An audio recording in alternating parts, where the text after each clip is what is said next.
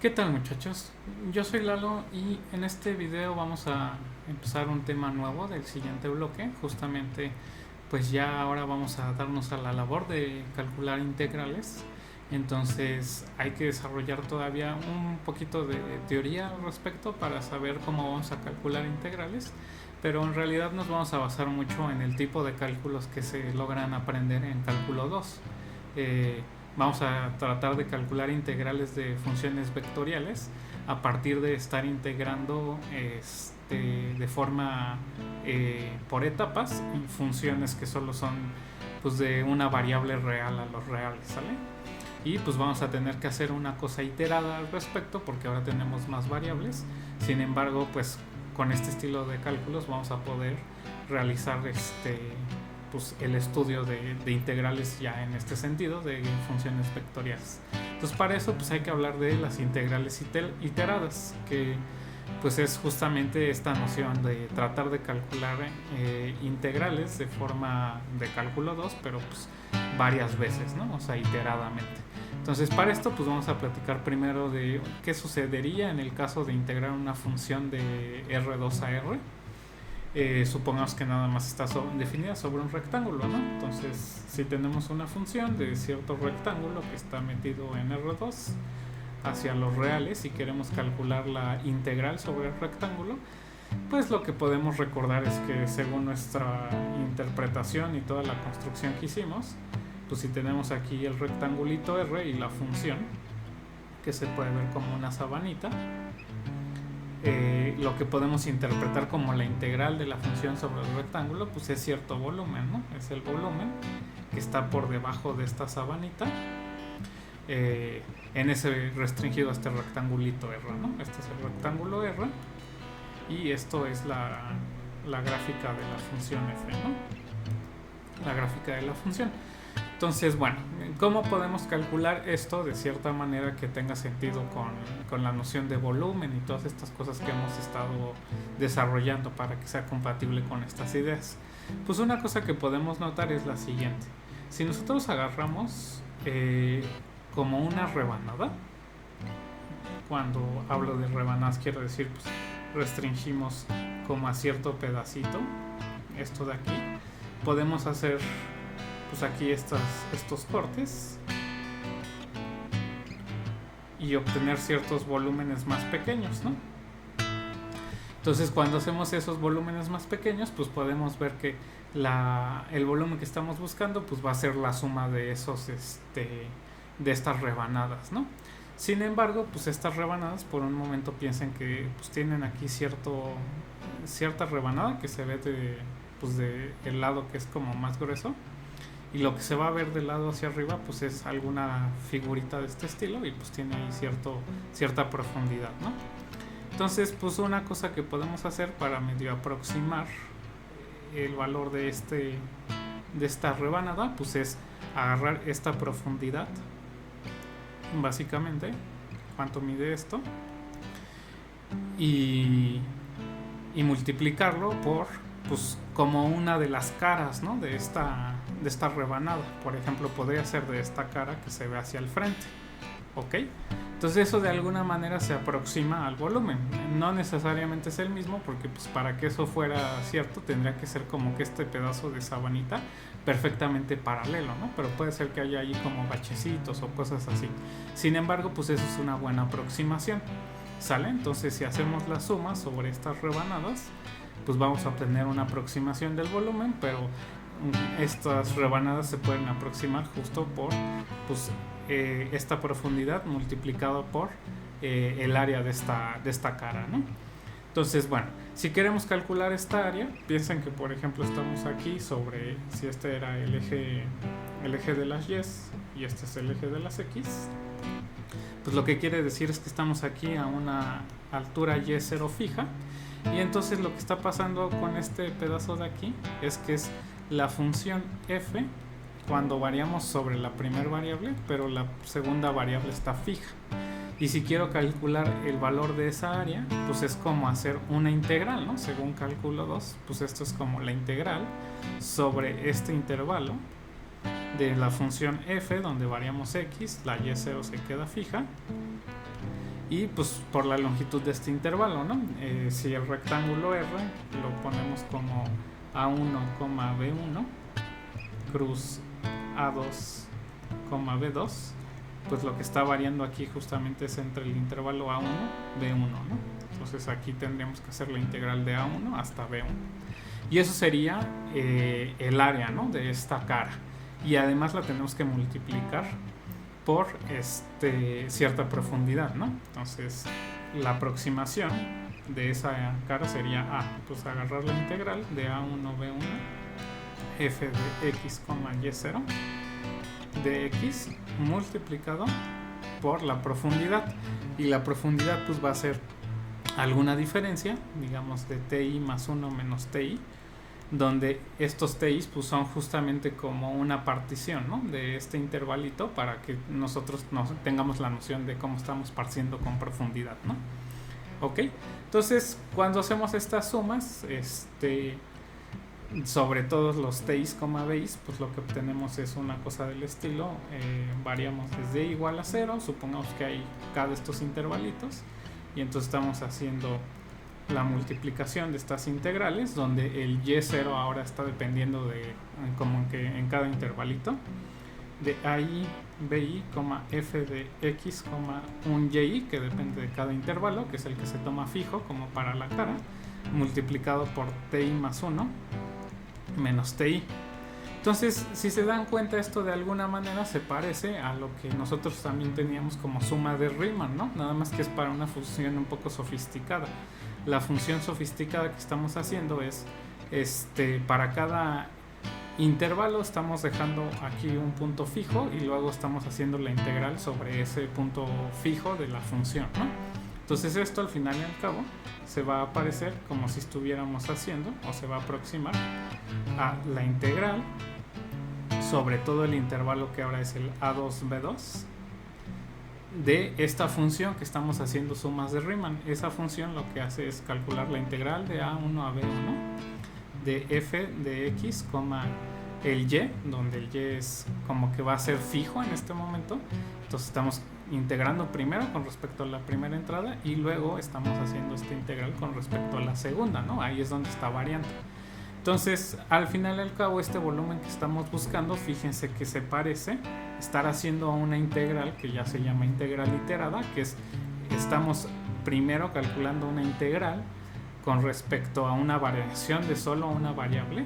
Entonces, en ese sentido, la y para la expresión que tenga f va a funcionar como una constante, y el resultado que salga luego lo integramos con respecto a esta variable y.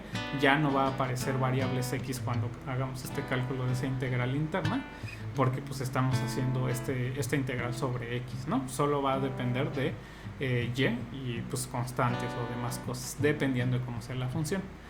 Bueno, pero entonces al final pues esto lo que nos está diciendo es que si queríamos calcular la integral de la función f sobre el rectángulo, vamos a poder hacerlo por etapas haciendo esta aproximación.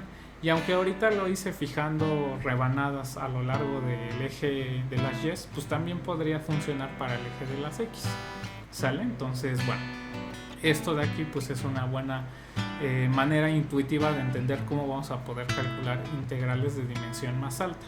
Sin embargo, pues hay algunos detalles. No siempre se va a poder hacer este proceso porque a veces estas funciones que estamos hablando de integrales no están bien definidas, ¿sale? Entonces, como un ejemplo, vamos a recordar que teníamos una función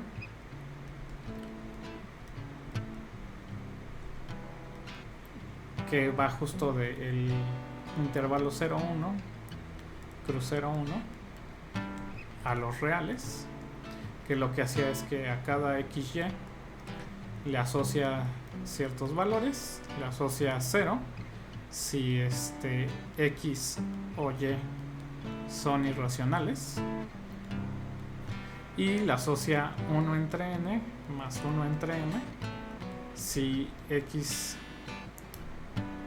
bueno, en realidad le asocia x más y, le asocia 1 entre n más 1 entre n si x es igual a una fracción, digamos p entre entre un n y y es igual a otra fracción, y digamos q sobre un m, la asocia como la suma de las fracciones donde tiene el denominador, ¿no? Entonces esa función demostrábamos que era integrable y que su integral es 0. Pero vamos a ver qué sucede con la definición como de la integral haciendo una de las variables fijas, ¿no? Entonces justamente podemos definir alfa de el valor y, o sea, va a depender de un y, como pues la integral sobre el 0,1 de f de el y que estamos dejando fijo y estamos integrando con respecto a x, ¿no? ¿Sale? Entonces, ¿cómo se va a ver esta función? Pues bueno, cuando y es irracional, pues esta función siempre es 0, ¿no? Entonces, lo que va a suceder, todavía ni siquiera sabemos si esto sí tiene sentido, porque tendríamos que poder decir que la función f de xy sí va a ser integrable, ¿no? Entonces, cuando tenemos esta condición de que y no pertenece a los racionales, lo que sucede es que f de x, y, vamos a pensar y0 para entender que está fijo, esto es 0, ¿sale? Ok, entonces ya tenemos esta valor, entonces pues en ese caso como la función es idénticamente 0, cuando integramos sí va a ser integrable y nos va a dar 0, ¿no? Entonces alfa de y vamos a ver que es 0 cuando el y0 pertenece a los racionales, pertenece a los irracionales. ¿Y qué pasa cuando y0 sí pertenece a los racionales? Si y0 pertenece a los racionales, lo que sucede es que la función entonces va a tener como varios saltos, ¿no? Justamente f de x, y0 pues va a ser lo mismo que pues cierto valor, aquí es en el caso que sí pertenece a los racionales, va a ser, si el y0 se describía como un q sobre un m, pues va a ser 1 entre m más 1 entre n si x es racional de la forma p sobre un n, o 0, ¿no? En otro caso, si x es irracional básicamente. Ok, entonces eso es lo que sucede con la función. Entonces en esos valores, cuando el y0 es irracional, pues la función estaba teniendo como muchos saltos, y lo que se puede demostrar es que la integral inferior siempre es 0 en ese caso. O sea, si agarramos esta función para un y0 racional, la integral inferior de esto de acá es 0, pero la integral superior no es 0, es justo va a coincidir con el 1 entre m, ¿sale? Entonces, como estos valores no son iguales, entonces la función no es integrable, ¿no? Para esos valores. Entonces eso quiere decir que esta función de integrar, como cuando dejamos una variable fija, no está bien definida necesariamente, a pesar de que la función con la que empezábamos sí era integrable, ¿no? Porque esta función demostramos que sí era integrable. Entonces, bueno, como que hay que hacer ciertos ajustes para poder ver que estas funciones de sobre rebanadas o dejando una variable fija e integrar, pues vaya a ser algo que sí tenga sentido siempre. Entonces, desde aquí podemos ver una cosa que sí es importante. La integral inferior o la integral superior existen independientemente de si la función va a ser integrable o no, en este caso de las rebanadas, ¿no? Entonces, pues vamos a ver que con estas funciones también se va a poder hacer este proceso de cómo calcular integrales iteradas, ¿no? Ok, entonces para eso pues ya lo que se puede hacer es de la siguiente manera: definir ciertas funciones. En este caso pues podríamos definir la función phi de y como la integral inferior sobre el 0,1 de la función f de x, y cuando estamos integrando sobre x, y phi mayúscula de y como la integral superior de f de x, y cuando variamos sobre x, ¿sale?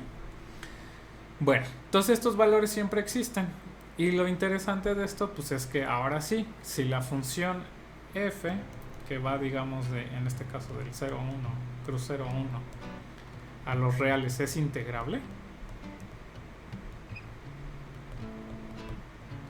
lo que va a suceder es la siguiente cosa, que entonces podemos integrar sobre 0,1 tanto la phi de y, o integrar sobre 0,1 la phi mayúscula de y. Y estas pues van a ser integrables, entonces estas van a tener sentido.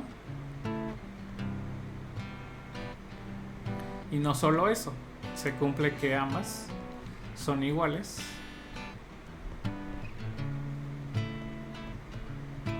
al valor de la integral sobre el rectángulo de nuestra función original, ¿sale?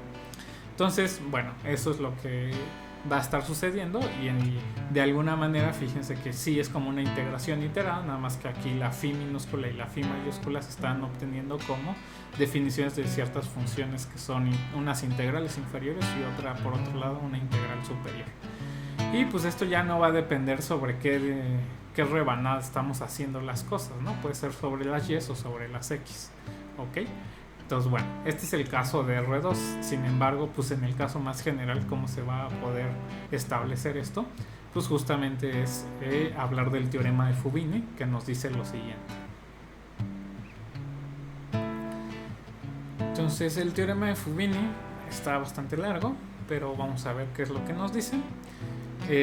Considera una función f definida sobre algún rectángulo acotada, un índice fijo de los que estamos considerando en este producto cartesiano de intervalos, y se subtrae un rectángulo que básicamente es como al rectángulo R le quitamos el factor en la entrada i sub 0, ¿sale? Entonces es como a1, b1 hasta a i sub 0 menos 1, b i sub 0 menos 1, y luego saltamos al a i sub 0 más 1, y así hasta que acabemos, ¿sale? Entonces, para cada y que esté en este rectángulo, el ri i sub 0 que está como por arriba, aquí está, se va a definir las siguientes dos cosas. Una función que está definida su regla de correspondencia según este vector, con dominio el intervalo a i sub 0, b i sub 0, de la siguiente manera. En un puntito x lo que hacemos es evaluar la función f como insertando esta variable x en esa entrada del índice i sub 0, ¿sale? Entonces aquí es donde insertamos esta variable, ¿ok? Entonces así se define la f sub y para algún vector que vive en este rectángulo, que se obtiene de subtraer el factor i sub 0. Y se definen también estas funciones que digo que siempre tienen sentido, la de la integral inferior y de la integral superior. Entonces, para cada y de este rectangulito, pues esta es una función acotada, entonces tanto su integral inferior como su superior con respecto a los intervalos que estamos calculando, pues van a existir. Entonces la phi minúscula en un y, pues la vamos a calcular como la integral de esta función f sub y, cuando variamos la variable entre a i sub 0 y b i sub 0, ¿no? Y por otro lado la phi mayúscula es lo mismo, nada más que la integral superior, ¿ok? Entonces esa es como toda la notación para entender qué nos va a decir el teorema de Fubini, y lo que establece es la siguiente conclusión.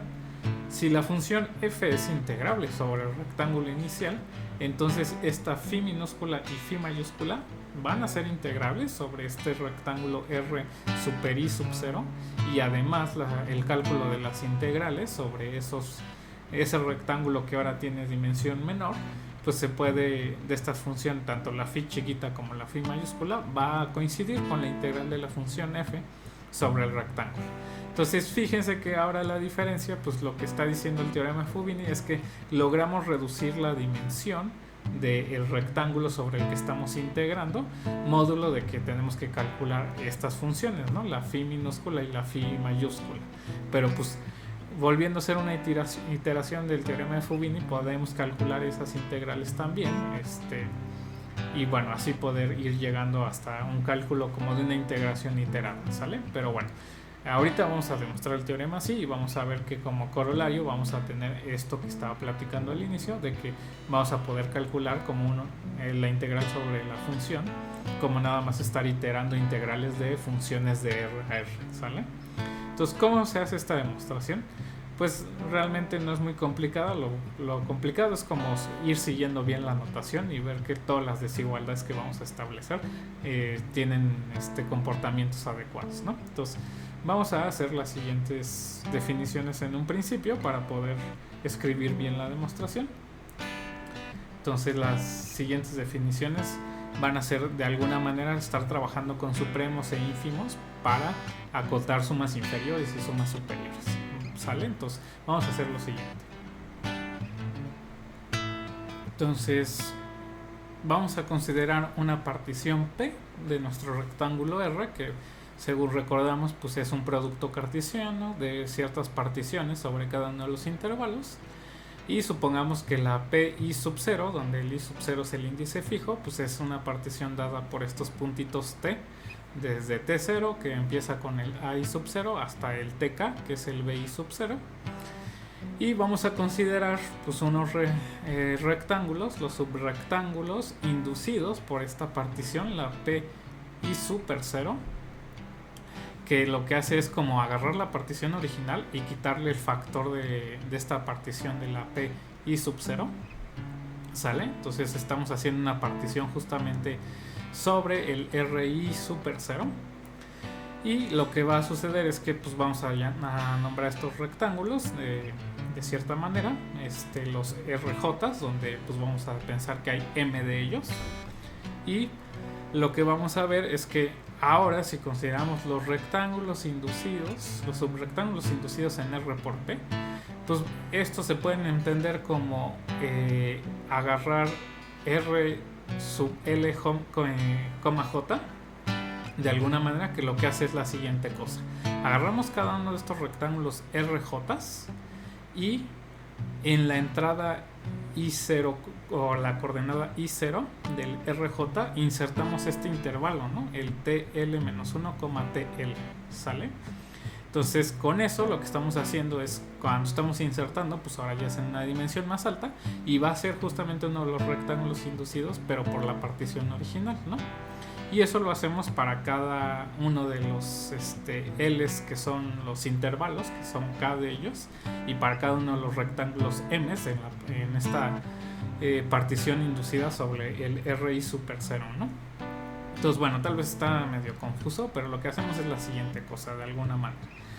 Supongamos que teníamos como una partición pues del rectángulo que tiene dimensión más baja, ¿sale? Entonces ahí tenemos cierta partición, pero pues nosotros estábamos partiendo una cosa que tenía dimensión 1 más, ¿no?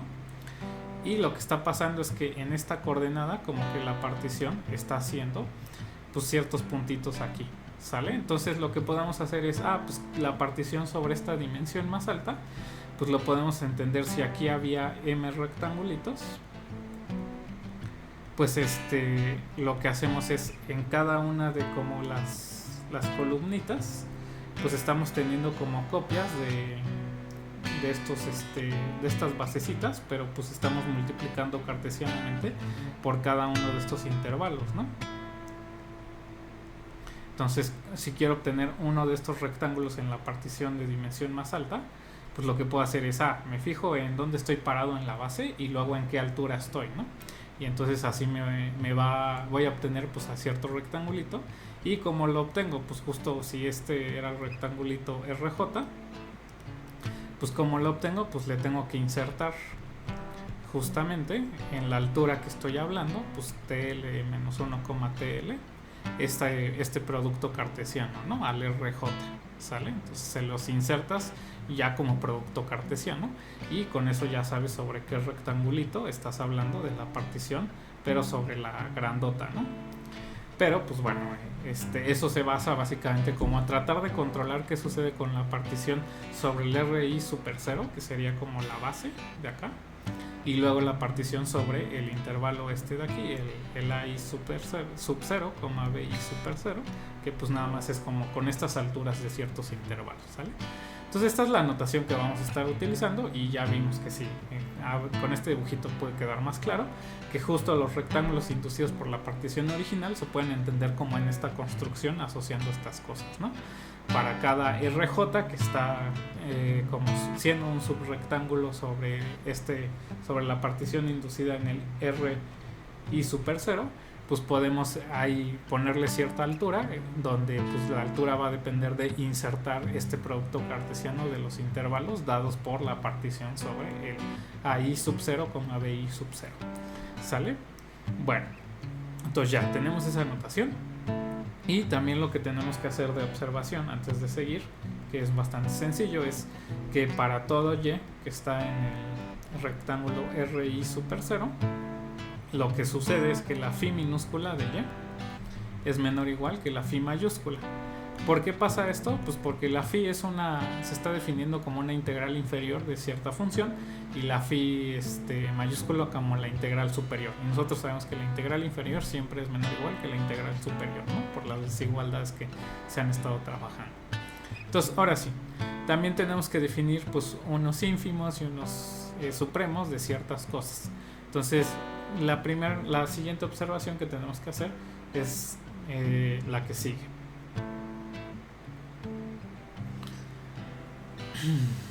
Vamos a considerar para cada par de índices LJ, de estos como hicimos en la construcción de la partición y todo lo demás, el M sub LJ relativo a la función f como el ínfimo de los valores de la función f en los vectores que están variando sobre este rectángulo RLJ, ¿sale? Que es como pues, el de la partición original. Y también el M mayúscula como el supremo, en este caso del mismo conjunto, ¿no? Si agarramos también un Y que vive en este rectángulo de dimensión más baja, que es como en el de la base, vamos a considerar el M minúscula L de f de esta función Y que ya definimos como el ínfimo de los valores de la función f sub y en un x cuando variamos el x, pero pues justo en el décimo intervalo, ¿no? El que está formado por t sub l menos 1, tl, ¿no? Que es la altura, ¿no? Sobre la cual estamos hablando los intervalos, ¿no? Y pues el m mayúscula l de la misma función como el supremo del mismo conjunto. Y además, por último, para cada índice de los que están dándonos los rectángulos de la partición sobre la base, o sea, sobre el RI super 0, pues vamos a agarrar tanto para la phi minúscula como para la phi mayúscula el MJ minúscula y el MJ mayúscula relativas a cada una de ellas, como el ínfimo y el supremo respectivamente de los valores de la función cuando agarramos los vectores y están variando sobre esos rectángulos, los RJs, ¿no? Acuérdense que hay M de ellos.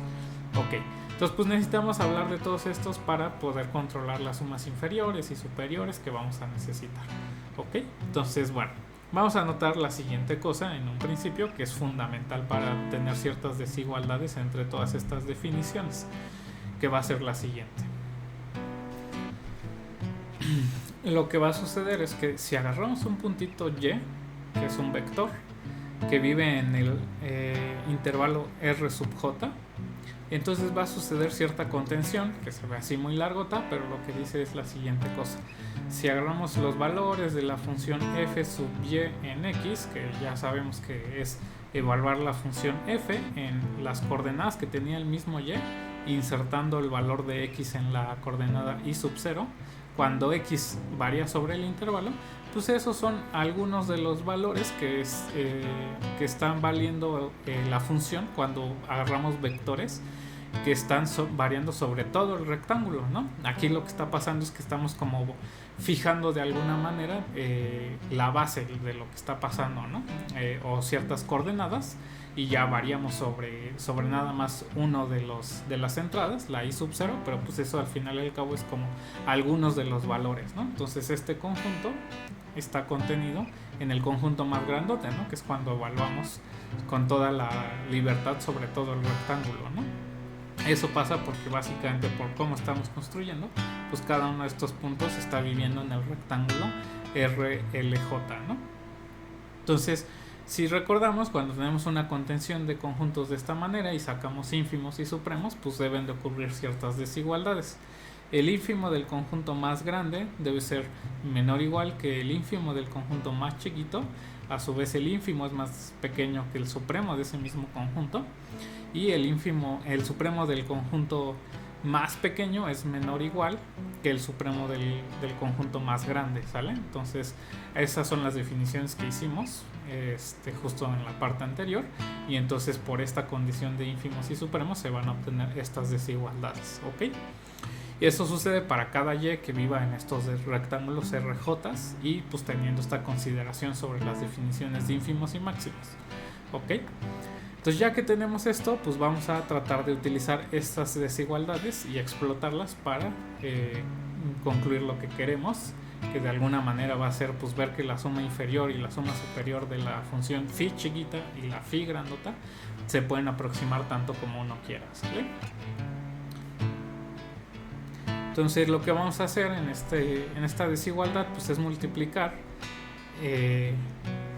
justamente por el valor t L menos T L menos 1, que es un valor positivo porque el intervalo que estamos considerando en esa partición es con extremo izquierdo T sub L menos 1, TL, y lo que vamos a obtener pues es que MLJ relativo a la función f multiplicado por este valor positivo pues va a perder respectivamente con cada uno de estos, ¿no? ML de f de y por TL menos TL menos 1 menor o igual que ML relativo a f de esta y multiplicado por TL menos TL menos 1 y menor o igual que MLJ relativo a f multiplicado por TL menos TL menos 1. Nada más estoy multiplicando esta desigualdad que tenemos aquí arriba por un valor positivo, ¿sale? Y lo que hacemos ahora pues es sumar estas desigualdades cuando variamos todos los L's, ¿ok? Entonces, variando sobre todos los L's, lo que vamos a obtener es la siguiente cosa. Pasando a sumas, obtenemos esta desigualdad que es pues la sumatoria cuando variamos los L's desde 1 acá de estos valores, ¿no? De los MLJ, los MLs, tanto minúsculas como mayúsculas, que si utilizamos notación de sumas inferiores y superiores, justamente fíjense que esto es como una suma inferior y esto es una suma superior de la función f sub y para el intervalo a_i sub 0, b_i sub 0 con esa partición de los t's, ¿no? Entonces, esto lo que nos está diciendo es que podemos decir que la suma desde L igual a 1 hasta acá de los MLJs de nuestra función f multiplicado por TL menos TL menos 1 es menor o igual que la suma inferior de la función f sub y para esa partición, que es la partición pi sub 0, ahí en la coordenada i sub 0, y esta a su vez es menor o igual que la suma superior de la f sub y con esta partición, la pi sub 0, y menor o igual que la sumatoria desde L igual a 1 hasta acá de LM mayúscula LJ relativo a la función f multiplicado por TL menos TL menos 1. ¿Sale? Entonces esto es lo que está sucediendo a partir de esto de acá. Realmente, si se dan cuenta, aunque es un poco elaborado, pues todo se basa en que estamos sacando ínfimos y supremos de ciertos conjuntos donde ocurre cierta contención, ¿no? Ok, entonces después de esto, ¿qué es lo que vamos a hacer? Vamos a recordar la definición de tanto la phi minúscula como la phi mayúscula, que pues, se definían como cierta integral inferior y cierta integral superior de las f's sub y, ¿no? Entonces, por las desigualdades que sabemos de integral inferior e integral superior, lo que podemos hacer es la siguiente cosa. Podemos insertar en esta desigualdad pues la integral inferior de la función f sub y debe de ser mayor o igual que cualquier suma inferior, ¿no? Entonces esto de aquí es más pequeño que la phi minúscula para este vector y, ¿sale? Porque la integral inferior es justo el supremo de todas las sumas superiores. Y la phi mayúscula la puedo meter acá como que es más pequeña o igual que esta de aquí, la suma superior, porque la suma superior es más grande o igual que la integral superior, porque la integral superior es el ínfimo, ¿no? Y sabemos que además ocurre que se están concatenando bien, ¿no? Entonces esta de aquí sigue siendo menor o igual que las cosas que están en el renglón de abajo, ¿ok? Y esto está sucediendo para cada una de las y's. Entonces esto es para todas las y's que están en el rectángulo RJ, ¿sale? Entonces lo que está sucediendo de alguna manera es que estamos logrando acotar la función minúscula y la función mayúscula por valores que ya no dependen del y tanto inferiormente como superiormente, ¿sale? Entonces eso quiere decir que este valor de acá es una cota inferior de los valores de phi minúscula en y el valor de acá es una cota superior de la phi minúscula en y lo mismo para la mayúscula, ¿sale? Entonces cuando sacamos ínfimos y supremos de valores de esta función, pues justamente vamos a tener ciertas desigualdades con estas cotas, ¿no? Entonces lo que vamos a poder hacer es la siguiente observación de desigualdades con ínfimos y con supremos, ¿no? Como esto es una cota inferior, pues vamos a obtener que este valor de la suma desde L igual a 1 hasta acá de MLJ relativo a F multiplicado por TL menos TL menos 1 es menor o igual que el MJ relativo a la phi,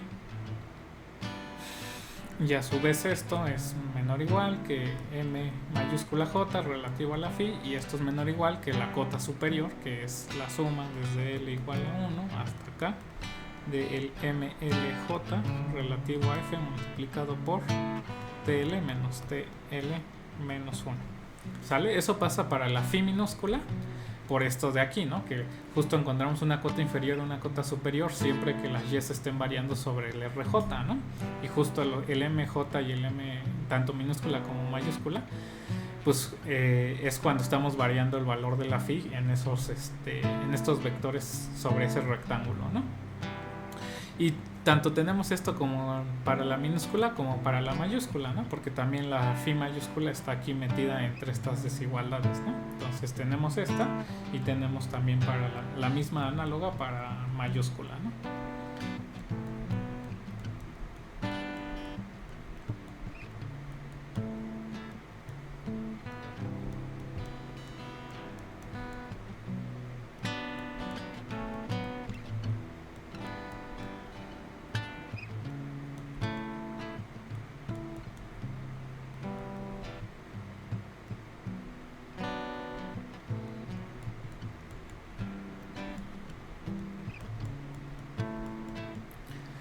Ok, entonces ya tenemos esto y de nuevo, pues como queremos llegar hasta el final a las integrales de la phi minúscula y de la phi mayúscula, pues aquí ya estamos teniendo una cota para los ínfimos y los supremos de estas funciones. Ahora vamos a multiplicar por qué valores, pues por las medidas de los rectángulos RJ, ¿sale? Entonces vamos a multiplicar estas desigualdades por la medida del RJ, que sabemos que es un valor mayor o igual que 0, porque así se definen las medidas de rectángulos, ¿no? Como cierta función que depende del rectángulo, pero siempre es mayor o igual que 0, ¿no? Entonces multiplicando por esto obtenemos las siguientes desigualdades. La suma, y vamos a meter este factor a todos los sumandos, ¿no? La suma desde L igual a 1 hasta acá del MLJ relativo a la F multiplicado por TL menos TL menos 1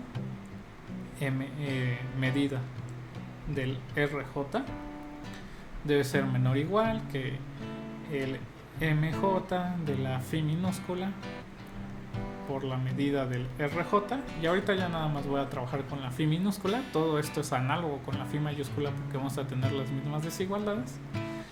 y esto es menor o igual que la MJ mayúscula para la phi minúscula, medida de este rectángulo, y menor o igual que la suma desde L igual a 1 hasta acá de MLJ de la F multiplicado por TL menos TL menos 1 medida del RJ.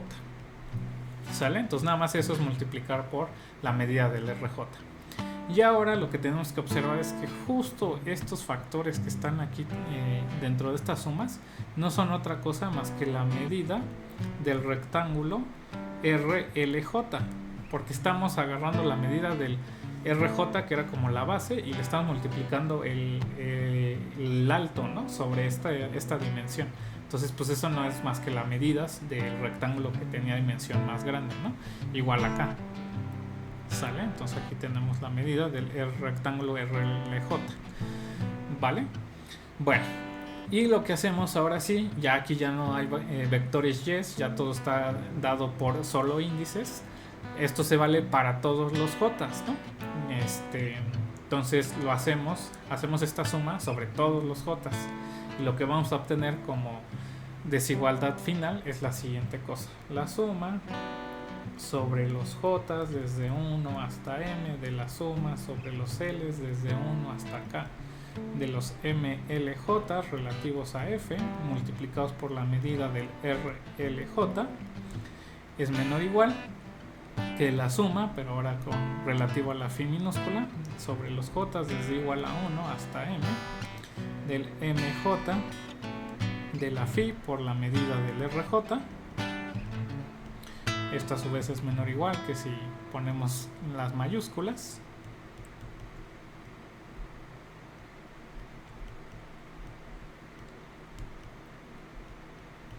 Y esto es menor o igual que con las mayúsculas, pero para las MLJs.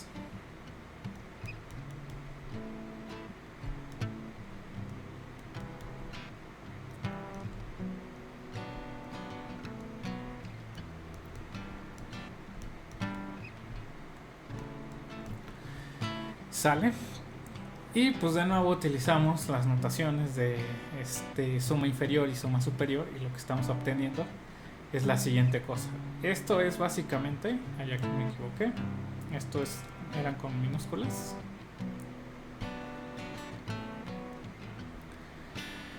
El lado izquierdo pues no es otra cosa más que la suma inferior de la función f relativa a la partición p, ¿sale?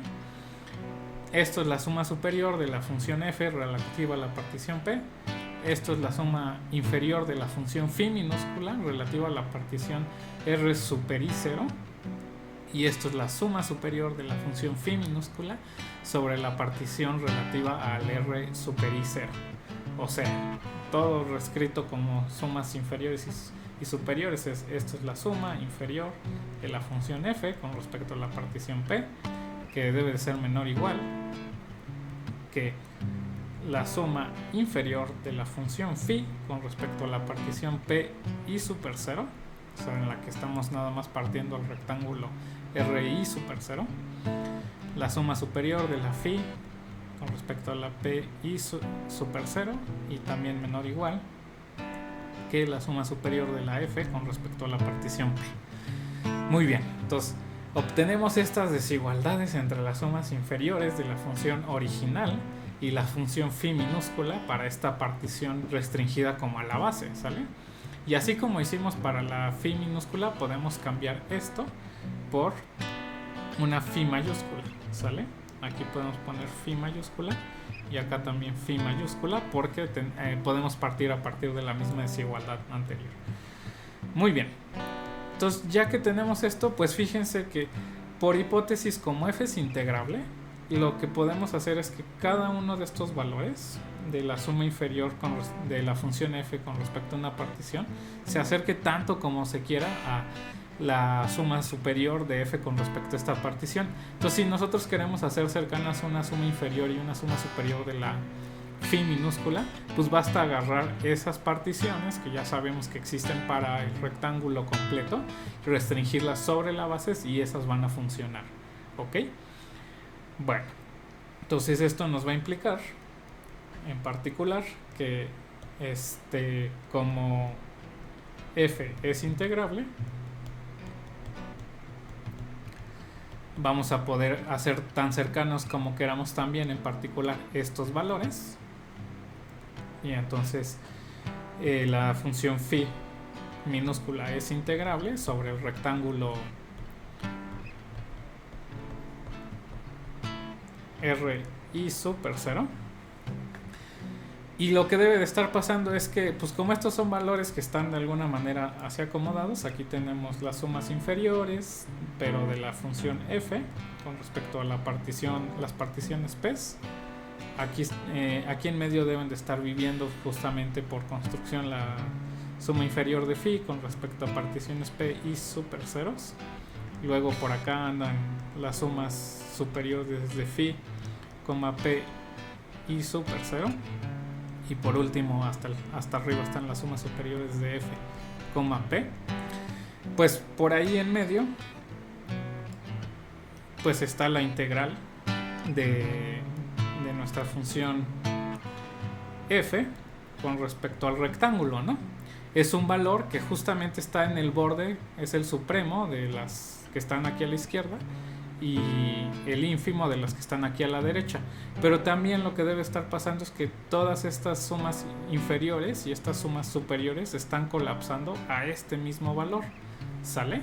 Porque pues no puede ser que se recorra tantito en ninguno de los sentidos, ¿sale? Porque siempre podemos hacer estas construcciones para una partición P, podemos encontrar la relativa P i sub 0. Entonces lo que debe estar sucediendo es que ese mismo número real al cual se están aproximando, que es el valor de la integral sobre el rectángulo R de la función f, pues debe ser el mismo valor que la integral de la función phi minúscula, ¿no? Entonces también, por lo tanto, podemos concluir que la integral sobre el rectángulo R de la función f es lo mismo que la integral sobre el rectángulo i super 0 de nuestra función phi minúscula, ¿sale? Y eso es lo que queríamos demostrar, y todo es análogo a la función phi mayúscula. Y entonces con eso tenemos ya la demostración del teorema de Fubini. La verdad está como muy técnico, pero el problema solo es como entender la notación y tratar de ver que de alguna manera la suma inferior y la suma superior de la función original para ciertas particiones, cuando la restringimos a el rectángulo que es como la base, pues va a hacer que la suma inferior y la suma superior tanto de la phi minúscula como de la phi mayúscula están metidas ahí entre esas. Y lo demás pues solo es ver que de veras eso va a suceder con las desigualdades que estamos haciendo con base a cómo se comportan los ínfimos y los supremos cuando tenemos contenciones de conjuntos, ¿sale? Pero esta es la idea de fondo, ¿sale? Que logremos acotar la suma inferior y la suma superior entre alguna suma inferior y alguna suma superior de la función original, pues construyendo ahí ciertas particiones, que básicamente es construir la partición relativa a la base nada más, ¿no? Ok, y ahora dirán, bueno, ¿y esto cómo está un poco complejo y qué tiene que ver con las integrales iteradas? Porque pues aquí no aparece una integral que vayamos a poder hacer iteradamente, ¿no? Entonces, bueno, vamos a ver que se vale cierto corolario. El corolario es lo siguiente. Si tenemos una función, que ahorita sí vamos a considerar continua para que no tengamos problemas con las definiciones, de manera que va de cierto rectángulo definido por los productos cartesianos de A1, B1 hasta AN, BN, y tenemos una permutación básicamente de los índices, eso es decir, un I1, un I2, elementos del conjunto del 1 hasta N, que son diferentes 2 a 2. Lo que quiere decir que pues, el conjunto definido por los índices I sub algo es lo mismo que todos los índices del 1 hasta el N, ¿no? Entonces lo que podemos hacer es calcular la integral de la función f sobre el rectángulo como esta iteración de integrales donde se están calculando las integrales de adentro hacia afuera, ¿no? Integro primero la función f de xy, puntitos hasta xn, donde pues hay un punto ahí fijo, y lo estoy variando solo sobre una variable, ¿no? Que es como una cosa fija. Que diga, más bien lo que pasa es que variamos una de las variables que es una entrada, y las otras están quedándose como constantes, ¿no? Y luego hacemos eso para otra variable, ya después de que calculamos eso, porque ya no va a depender de la primera variable, y así lo vamos haciendo, ¿no? De adentro hacia afuera, hasta que al final pues vamos a calcular una integral sobre la última variable, que es la x y sub n. Entonces, pues eso es estar haciendo básicamente cálculos de integrales de funciones de R a R, donde pues las variables sobre las cuales no estamos integrando se están considerando constantes, ¿no? Entonces, bueno, eso pues ya lo que nos está dando es esta herramienta, ¿no? Si quiero calcular una integral de una función vectorial, pues lo que puedo hacer es tratar de calcular integrales iteradas de funciones de R a R, que pues podemos utilizar los métodos que se vieron en cálculo 2, ¿no?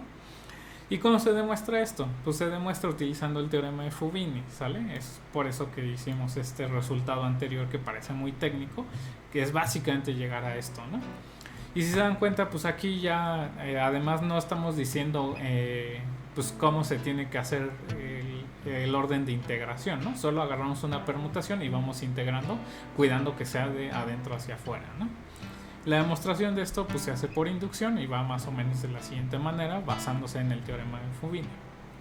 Justamente vamos a hacer la inducción por el número de variables. En el caso de solo dos variables, pues básicamente es aplicar Fubini directamente, ¿sale? Porque pues cuando hacemos la función phi minúscula, por ejemplo, pues estamos calculando la integral como dejando fija una de las variables, y entonces cuando hacemos la siguiente integral pues estamos obteniendo el valor de la función original, ¿sale? Entonces es una aplicación directa. Entonces, bueno, para el paso inductivo pues vamos a considerar una función que tiene ahora n más 1 variables, entonces ahora es de un producto de n más 1 intervalos, que sea continua, una permutación de los índices, y definimos esta función phi minúscula sobre el rectángulo R' como para cada vectorcito hacemos la integral de la función, donde tenemos fijas esos valores de ese vector y estamos variando la variable en la entrada y sub 1, ¿sale? Y eso lo hacemos para cada vector que está en el rectángulo R'.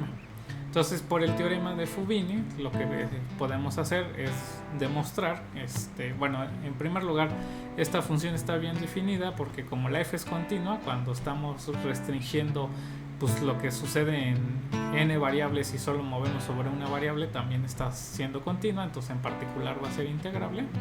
Y por el teorema de Fubini, que básicamente pues aquí estamos haciendo la phi minúscula, pero pues podemos hacerla simplemente como integral, porque ya aquí en este caso sí va a ser lo mismo que la integral inferior. Pues vamos a obtener que la integral de la función f sobre el rectángulo R es lo mismo que la integral sobre R' de nuestra phi, ¿sale?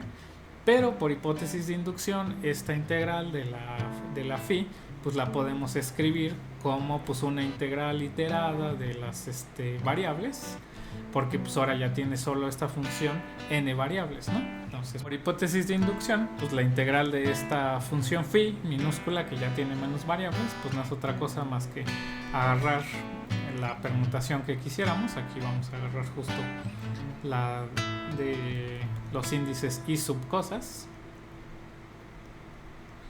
y así nos vamos a seguir hasta que vamos a integrar a la función con respecto a i sub 2 de i sub 2 de phi para estas variables, ¿no? El x1 hasta xn más 1, y pues estamos aquí integrando con respecto a la variable de x y sub 2 y hasta la más exterior, que es de x y sub n más 1, ¿ok? Y nada más sustituimos que quiere decir la phi aplicado a este vectorcito, pues no es otra cosa más que pues hacemos toda esta notación de la integral iterada de a i sub n más 1 de i sub n, integral a i sub 2 de i sub 2, y la phi no es otra cosa más que la integral sobre a I sub 1 de I sub 1 de la función f con x1 hasta x. Ahí es donde está entrando en la I sub 1 coordenadas. Entonces le seguimos hasta xn y estamos integrando con respecto a esta variable, y pues igual hasta que llegamos a la de la integración con respecto a la última variable I sub n más 1. Entonces nada más para concluir, pues lo que podemos cambiar es cuando tenemos una variable, pues aquí le ponemos la variable I sub 1 y tenemos que cambiar I sub 1 acá. ¿Sale? Entonces ya esto es justo la integral iterada que queríamos, ¿no? Entonces, bueno, el teorema de Fubini lo que está haciendo básicamente nada más es como, pues de forma intuitiva, estamos calculando la integral de una función definida con cierta dimensión, como la integral de una función que tiene aridad 1 menos sobre un rectángulo más pequeño, ¿no? Y entonces así le vamos haciendo poco a poco hasta que llegamos a integral de función de R a R y estamos iterándolo, ¿no? Hacia afuera. Bueno, entonces, pues esto es como la parte más técnica de lo de el teorema de Fubini y las integrales iteradas. A partir de ahora pues hay que implementar esto, pero por el momento va a ser todo este video, que ya quedó bastante larguito. Nos vemos en el siguiente, donde ya vamos a implementar estas cosas.